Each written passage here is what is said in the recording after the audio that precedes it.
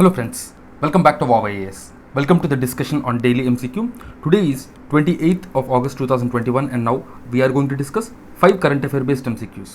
तो चलिए शुरू करते हैं.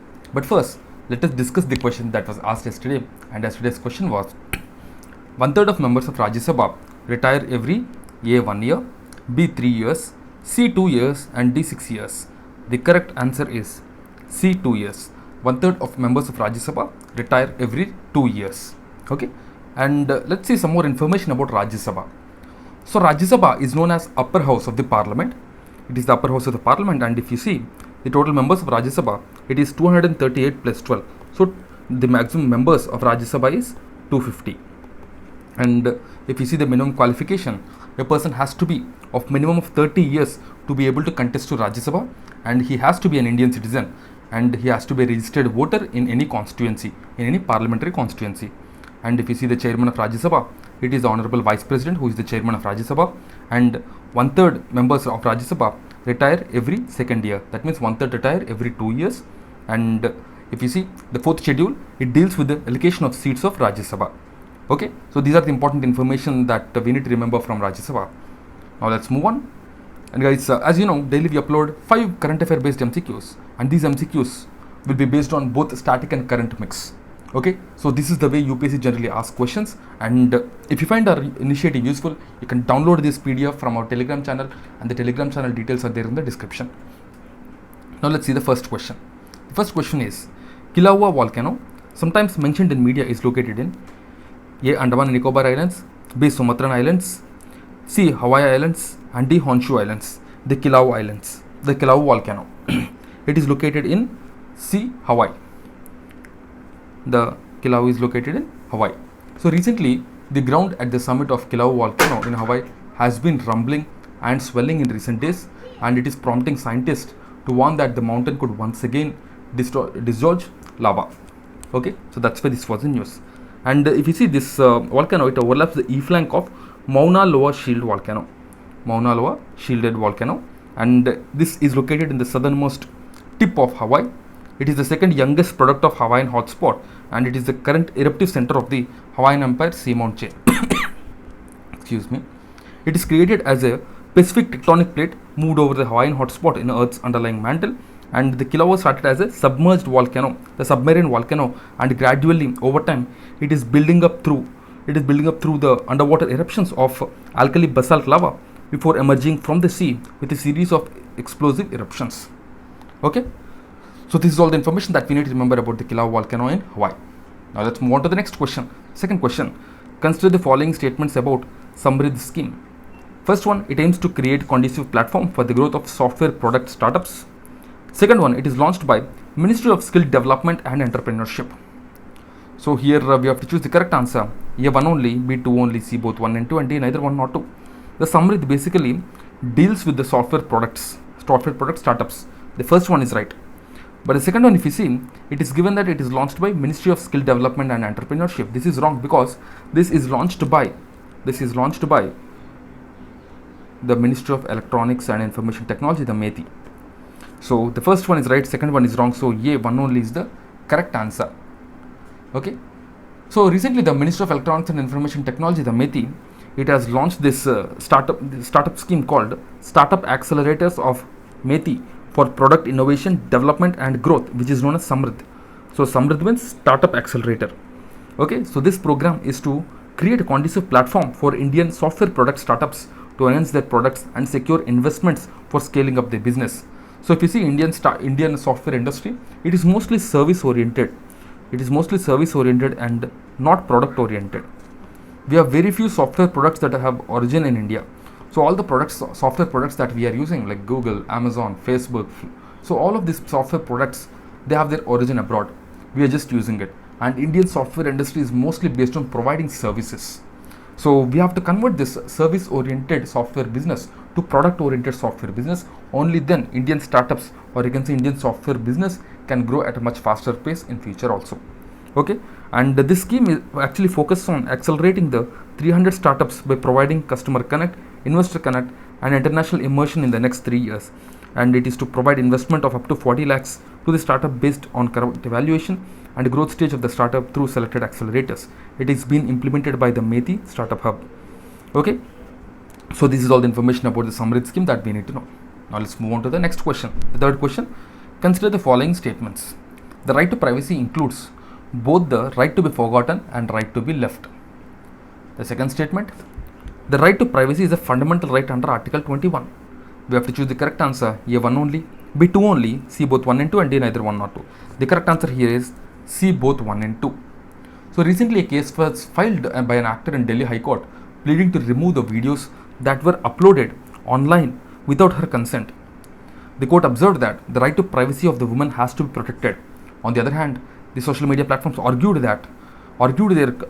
they questioned their right to publish. So that's why this was in news. And if you see, the High Court clearly said that the right to privacy, which is part of Article 21, includes the right to be forgotten and the right to be left alone. This is what is an important thing which we need to remember. Okay, and in Puttaswamy versus Union of India case in 2017, the right to privacy was declared as a fundamental right by the Supreme Court of India, and the right to privacy is protected as an intrinsic part of the right to life and personal liberty under Article 21 and as a part of the freedoms guaranteed by Part 3 of the Constitution. The right to be forgotten, if you see, it is the right to have publicly available personal information removed from the internet or the search database or websites or any other public platform once the personal information is no longer necessary or relevant. So that means the information of any person which is there in the internet, after a certain period of time, it has to be removed. That is also part of the right to privacy which is being given to the people. And the right to be forgotten emerges from the right to privacy under Article 21. So tomorrow, if there is a question, the right to forgotten emerges from which article? It emerges from the Article 21, which inherently consists of right to privacy. Okay, and also it also comes from the right to dignity, as the court said, from Article 14, but mostly from Article 21. And the right to be left alone, it doesn't mean that one is withdrawing from the society. It is an expectation that the society will not interfere in the choices made by the person so long they do not cause harm to the others. So this is called as right to be left alone. So remember what is right to be forgotten and what is right to be left alone. Left alone means the person has to be left alone. That doesn't mean the person is moving away from the society. What it actually means that the person can do whatever he wants till, or you can say, unless it is not harming anyone, no one should interfere. Okay, this is called as right to be left alone. Now let's look at the next question. Consider the following statements. First one, sugarcane can be grown on all varieties of soils ranging from sandy loam to clay loam, giving these soils given these soils should be well drained. Second one, India is the largest producer of sugarcane. So if you see these two statements, the first statement is right. The sugarcane is a crop which can be grown on a variety of soils ranging from sandy loam to clay loam. But the second statement, if you see, this is a wrong statement because India is the second largest producer of sugarcane. It is Brazil which is the largest producer of sugarcane. So first one is right and second one is wrong. So A1 only is the correct answer. A1 only is the correct answer.